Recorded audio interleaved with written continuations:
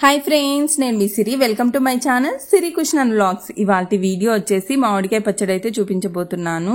Summer వచ్చేసిందంటే ఈ మామిడికాయలు వచ్చేస్తాయి కదా. ఇంకా మామిడికాయలు వచ్చాయంటే సంవత్సరం అంతా నిల్వ ఉండే మామిడికాయ ఊరిగాయ అయితే పెడతాము.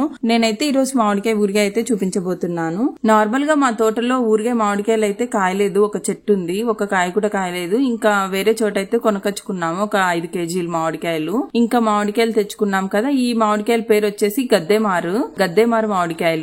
తర్వాత వీటిని వచ్చేసి నీళ్ళల్లో నానబెట్టుకోవాలి కొద్దిసేపు, ఒక 20 నిమిషాలు అలాగా.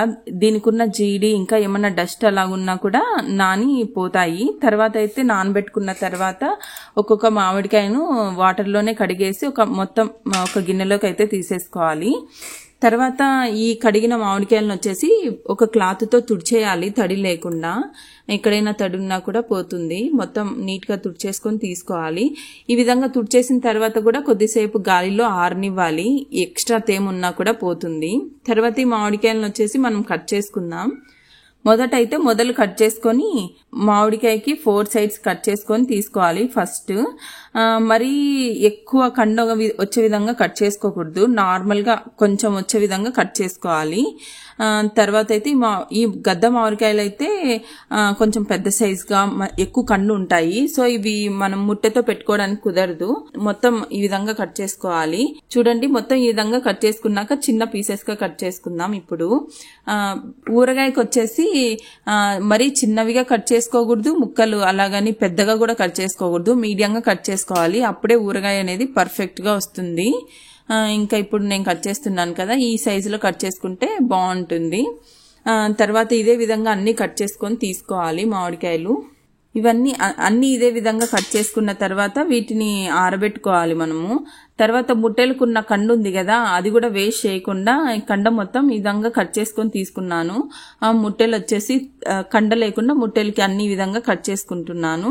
ఈ విధంగా కట్ చేసుకొని దీంట్లో ఉప్పు పసుపు వేసి కలిపి ఆరబెట్టుకుంటే మనము చట్నీలోకి కానీ పప్పులోకి కానీ అట్లా యూజ్ చేసుకోవచ్చు. ఎప్పుడైనా అన్ సీజన్ లో మామిడికాయలు దొరకనప్పుడు అలాగా పులుపు కోసం చాలా బాగుంటుంది.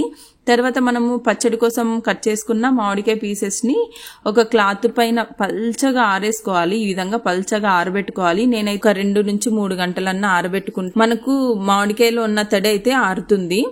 చూడండి, మామిడికాయ ముక్కలు అయితే ఆరిపోయాయి. ఇప్పుడు నేను ఈ కప్పుతో కొలుచుకుంటున్నాను ఎన్ని కప్స్ ఉన్నాయనేది. ఈ గిన్నెతో వేసుకుంటున్నాను.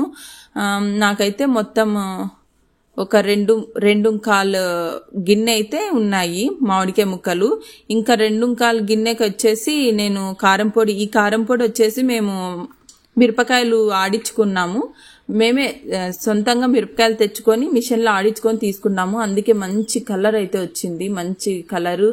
అలాగే కారం కూడా ఎక్కువ ఉంటాయి ఈ మిరపకాయలు. కారం మిరపకాయలు ఎక్కువ, కలర్ కూడా బాగుంది.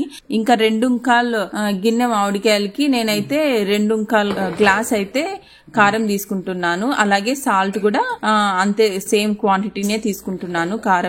కారం ఎంత వేసుకుంటున్నానో సాల్ట్ కూడా అంతే వేసుకుంటున్నాను. తర్వాత అయితే ఇదే గ్లాస్ తో ఒక గ్లాస్ అయితే ఆవు పిండి అయితే తీసుకుంటున్నాను. అంటే ఆవాలు ఒక 1/2 టీ స్పూన్ మెంతులు వేసి డ్రై రోస్ట్ చేసుకున్న ఆవపిండి అయితే వేసుకొని మొత్తం బాగా మిక్స్ చేసుకుంటున్నాను. చేత్తో అయినా కలుపుకోవచ్చు, మళ్ళీ చెయ్యి మంట వచ్చేస్తుంది కదా, అందుకనేసి నేనైతే గరిటెతోనే కలిపేస్తున్నాను మొత్తం బాగా. ఆవపిండి ఉప్పు కారం అనేది మామిడికాయ ముక్కలకి బాగా పట్టనివ్వాలి. తర్వాత అయితే ఈ విధంగా మొత్తం బాగా కలిపేసుకొని పక్కన పెట్టుకుందాం. తర్వాత స్టవ్ పైన ప్యాన్ పెట్టుకొని ఇందులో నేను 1/2 లీటర్ పల్లి నూనె అయితే వేసుకుంటున్నాను. ఊరగాయకి ఎక్కువగా పల్లి నూనె అయితే బాగుంటుంది. ఇంకా కొంతమంది అయితే నువ్వుల నూనె వాడతారు. మేమైతే ఎప్పుడు పల్లి ఆయిలే యూజ్ చేస్తాము. ఆయిల్ బాగా కాగిన తర్వాత ఇందులో చిటికెడు మెంతులు అలాగే ఆవాలు వేసుకొని చిటపటలాడిన తర్వాత పొట్టు ఒలుచుకొని క్రష్ చేసుకున్న వెల్లుల్లి అలాగే ఎండుమిర్చి వేసుకొని స్టవ్ ఆఫ్ చేసుకోవాలి. ఈ ఆయిల్ వేడికి ఇవి కాగిపోతాయి. ఆయిల్ బాగా చల్లారనివ్వాలి. తర్వాత ఆయిల్ చల్లారనివ్వాలి బాగా. తర్వాత వచ్చేసి మనం కలిపి పెట్టుకున్న ఊరగాయలో చిటికెడు పసుపు వేసుకొని తర్వాత ఈ చల్లారిన తర్వాత ఆయిల్ వచ్చేసి ఆవకాయలో వేసేసుకోవాలి. మొత్తం వేసేసుకొని కలుపుకోవాలి. మొత్తం ముక్కలకి పట్టే విధంగా బాగా కలుపుకోవాలి. మనము ఆవకాయ పెట్టినప్పుడే ఇలా ఈ విధంగా ఆయిల్ వేసుకొని కలిపేసుకుంటే మామిడికాయ ముక్క అనేది మెత్తబడదు, తొందరగా ఆయిల్ వేసేసుకుంటే త్వరగా మెత్తబడదు, ఎక్కువ రోజులు బాగుంటుంది నిల్వ. సో ఈ విధంగా చేసుకోవాలి. ఇంతేనండి, మా ఇంటి ఆవకాయ అయితే రెడీ అయిపోయింది. ఇప్పుడైతే ఫైనల్ గా మేము బాక్స్ లోకి అయితే తీసేసుకున్నాము. ఇప్పుడైతే ఈ విధంగా ఉంది. ఆల్రెడీ మేము ఆవకాయ కూడా తినేసాము, కొంచెం అయిపోయింది. మీకు ఆవకాయ పచ్చడి నచ్చినట్లయితే ప్లీజ్ లైక్ చేసి మన ఛానల్ సబ్స్క్రైబ్ చేసుకోండి ఫ్రెండ్స్. వచ్చే వీడియోలో కలుద్దాం. Bye bye.